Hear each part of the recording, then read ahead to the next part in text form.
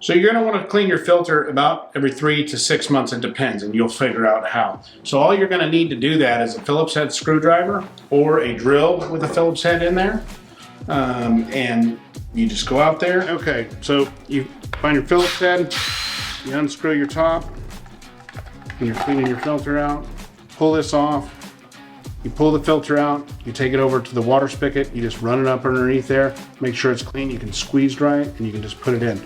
These two holes here are where the air enters, so it's important that this is unobstructed and kept clean. So the aerator just doesn't have to work as hard to vacuum in the air, and that's why it's important to keep the filter clean. Put this back on once you're done. It doesn't have to be dry, it's not necessary. It doesn't have to be, completely dry.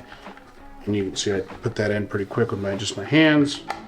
So there's two holes in here that suck in air, and the filter will restrict that. And you get about 6 to 8 months more out of your air filter if you keep it clean and free of gerbs and things like that. So you want to do that every 3 to 6 months. It's a real simple thing, and it should be done. It's not that hard to do.